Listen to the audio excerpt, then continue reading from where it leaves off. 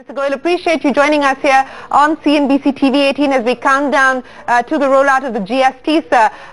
First up, take us through what we should expect tomorrow in terms of the actual launch in the Central Hall of Parliament, sir.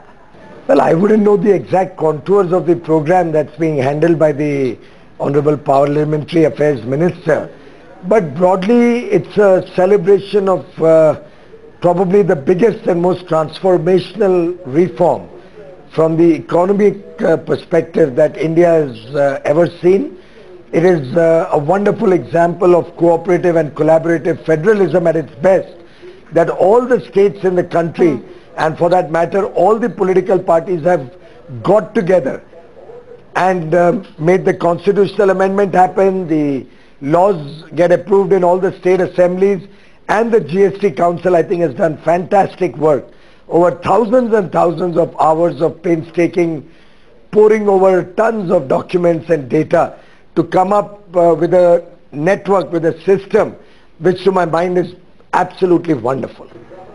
You know, Mr. Goyal, it's interesting that you spoke of the cooperative and collaborative federalism model adopted by the GST Council. In that light, given the fact that all decisions so far on the GST, within the GST Council, have been taken by consensus, they've been unanimous, are you disappointed that the opposition has chosen not to attend, at least as of now, the launch of the GST in Parliament tomorrow?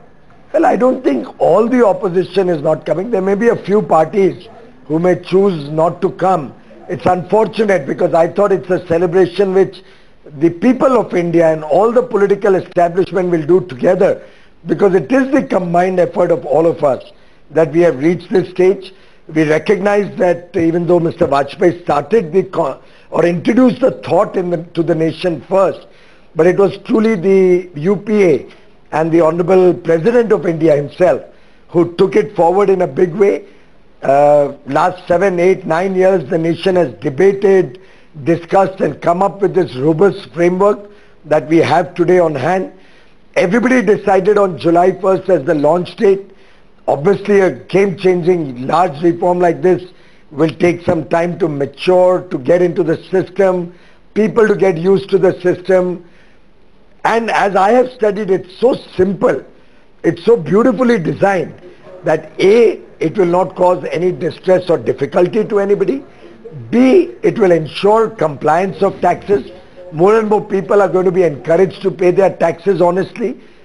C, those who do not wish to pay their taxes honestly are going to find it very difficult. So really we will all be able to contribute to national development, to the making of a developed India. And wherever I've gone, particularly the youth, young boys and girls in business, in trade, in industry, are extremely excited that India is finally going to become a clean, honest country where everybody pays their taxes honestly. Well, that certainly is the assumption, that this will increase the tax base and will also improve compliance. But sir, you talked about this being a beautifully designed system. It's also a complex system, let's be clear about that. So given the fact that the first few months will see, as is with every big change, its own set of teething issues, transition troubles, do you believe that there should be, from an enforcement point of view, a light touch approach that should be adopted both by the centre as well as state governments to ensure that the transition is smooth?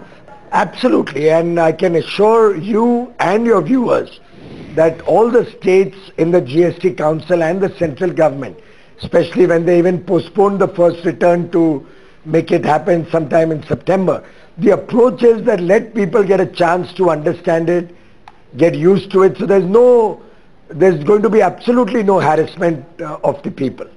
Okay, you're saying that there will be no harassment. Sir, specifically, if I may ask you about the sectors that are under your portfolio, coal and power. I know that you had several meetings with stakeholders on some of the issues that they had with the current GST rates as well as the current GST system. Have most of them been allayed, those concerns? My understanding after my conversation with the Revenue Secretary is that a lot of those issues have indeed been sorted out. Absolutely. In fact, must compliment both the Honorable Finance Minister, the Revenue Secretary and all the members of the GST Council for the fact that they have really looked at the power sector with a great deal of concern.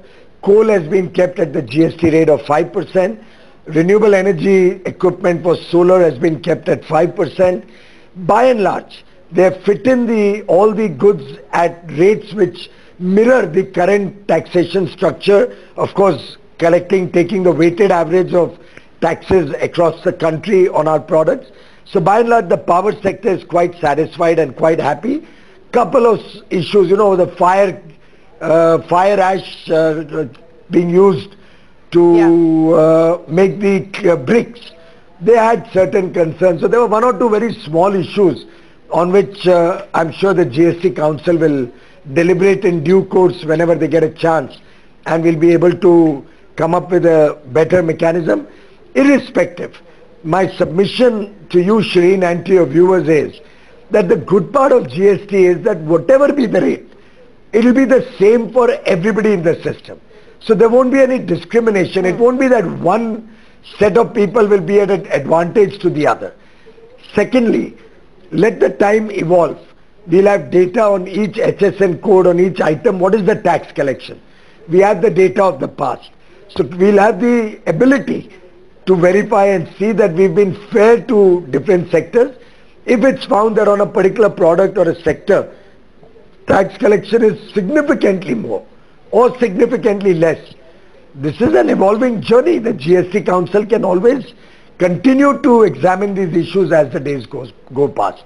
But the perfect, as Rajiv Kumar was saying in an earlier program, the perfect cannot be allowed to be the enemy of the best or the good. So I think it's important that we move forward.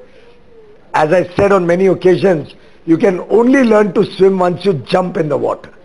Standing on the shore, whatsoever amount of training a teacher gives you, howsoever much you simulate the movement of your hands and legs, you do butterfly strokes or free strokes or whatever, you can only learn to swim once you get into the water. Well, we certainly are getting into the water, sir. We have decided to take the plunge. But, you were talking about the GST Council and how you believe the GST Council will respond to the feedback that comes in from the ground. For the benefit of our viewers who are watching, and this is a new mechanism, what do you believe will be the ideal situation? I mean, how often should the GST Council meet? How often, if at all, should the rates be revised? I would imagine that it will be done only if absolutely necessary. But, as a politician and a chartered accountant, what do you believe from a perspective of stability is the need of the hour, sir? Well, I'm not frankly aware of what they have decided, how frequently they'll meet or what will be the procedures in the future. But two things are clear. If you look at the last few months, I think the GST Council has had a series of meetings far beyond what anybody ever imagined. Each of their meetings going at times late into the night. And in each of the meetings, it's only got better and better. I mean, if you look at it, almost 62, 63 items. The rates have been revised looking at the sensitivities of various representations that came in. So going forward also in the initial period, I'm sure the GST Council will have quite frequent meetings, will consider the experiences that come on the table in the first few months, will look at the practical realization of taxes on a continuous basis. They have a fitment committee which first looks at all these representations that come in, study it in the context of the current taxation. People can meet them and engage with them, put up their viewpoint to them, and then that reports to the GST Council, which takes a final view on it. A very robust mechanism. It's worked successfully so far, and I'm quite sure going forward, the few irritants that we keep hearing about will also be placed before the GST Council. Of course, we in the central government, or anybody for that matter, singularly cannot do anything about this. The decisions will have to be taken collectively by the GST Council. This robust mechanism is, to my mind, a great achievement that we have been finally able to bring collective wisdom, collaboration, cooperation amongst all the states and the center to work in the best interests of the people of India. Mr. Goyal, you have your finger on the pulse of industry, sir, and you spoke of some of the irritants that you believe will get addressed in the course of time post the rollout of the GST. What to your mind are the unaddressed irritants that you believe the GST Council as well as the centre and the state will move to address, sir? The chief irritants that remain? I honestly don't know whether I can find any such irritants. I have also been looking up the entire process by which registration happens, by which taxes will have to be calculated. Honestly, Shireen, I'm impressed. Personally, I would not have been able to design anything half as good as this. I'm telling you very sincerely. I had not imagined that the system would be as simple as they've made it out. There's this talk of 37 returns, why different registrations in states. Each one, the GST has gone through its council and have a very logical way of addressing these issues. Frankly, I've run industry myself, and at that point of time I used to have separate records for excise, service tax, income tax, sales tax, which then became VAT, entry tax we had in Navi Mumbai. It used to be a nightmare. Now the new system, combining 17 taxes, 33 cesses, actually a person only has to prepare a sales register, nothing else. Everything else is automatic. So a person just enters his sales invoices once with the GST number of their customer. After that, the rest, the purchase invoices, the calculation of taxes, all of that is largely done automatically through the program. It will be such a simple mechanism. It will cut down paperwork and documentation hugely. There will be very little scope for harassment if you just write your sales invoices honestly and completely without trying to game the system. And all this information about 37 returns is complete hogwash, misinformation that's being done. Sir, you spoke of, you alluded to at least the anti-profiteering clause and how that could be used against people who try, as you said, to game the system. But there is a concern because the mechanism of how the anti-profiteering, while we now know the rules, but exactly how it is going to come into play still requires clarity. While the finance minister has said that he hopes that this will be only be an instrument of last resort, do you believe that the government could perhaps provide much more clarity on this issue to allay any remaining pending concerns on how this will be used? Madam, we are very clear in our mind that there should be no harassment of consumers. If at all anybody faces any harassment, please approach your local representative or the local senior officials. After all, in this, all political parties are together. So you, irrespective of which party your local representative is from, please approach him and take his help and ensure that you don't fall in the trap of any harassment. We have a golden opportunity to make a corruption-free trade and business in India. I would appeal to all my trader, industrialist friends that please do not fall in the trap of corruption anymore. Let's catch this opportunity to go completely legitimate. Pass on the input credit that we receive when we sell our goods.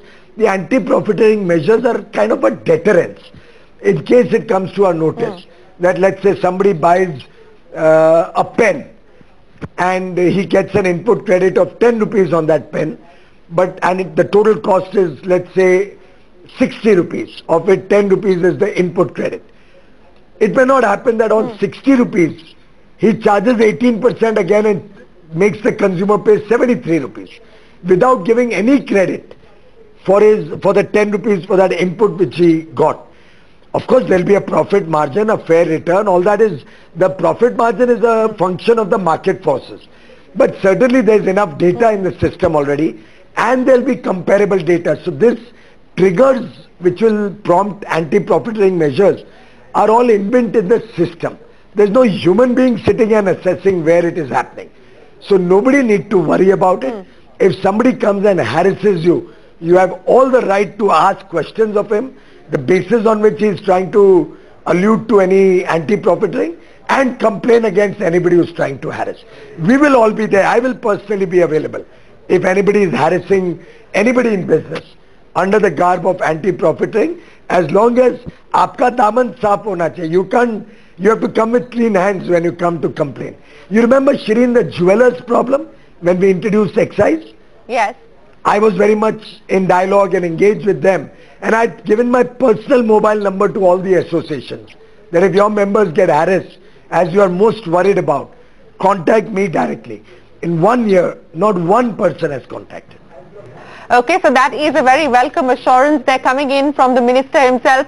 Sir, if you allow me, I would like to digress from the GST for just a few minutes and ask you two additional questions which don't really have anything to do with the GST. I've just returned from Washington DC, where Prime Minister Modi met with President Trump, and according to Foreign Secretary Mr. Jaishankar, on the nuclear deal that we have with the US, the feeling or the view was that the Westinghouse bankruptcy issue may perhaps be sorted out by the end of the year, and we could see some forward movement on that front. Anything that you could share with us on that?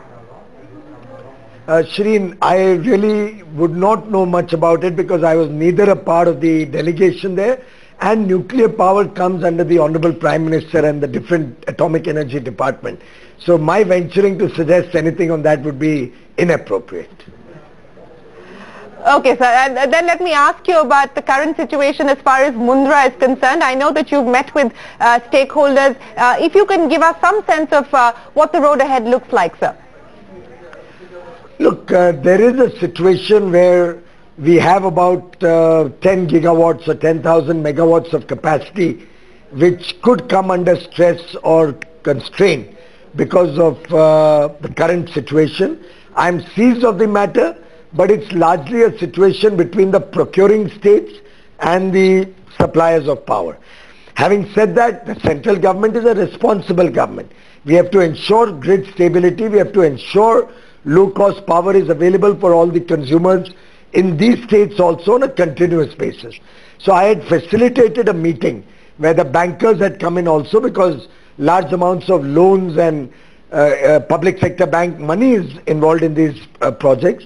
I'd called the state government representatives, the industry representatives, officials from government power companies who could add value to the discussions, the representatives of the Central Electricity Authority, transmission grid. So I had a little bit of a interaction, taking all the concerns of different stakeholders in this situation on the table, and it was found wise to set up a group of experts who would discuss and find what are the issues that should be taken on board by the various states when they are addressing this challenging issue. But we have faced many a challenge in the past and come out quite honorably and quite successfully in a very transparent manner. I'm sure this issue also the states and the suppliers will be able to overcome in a most transparent and fair manner, so that the consumers of India and power consumers are not put to any loss or do not have to suffer either availability of power or availability of low-cost, affordable power. Mr. Goyal, always a pleasure speaking with you. Thank you very much for joining us here.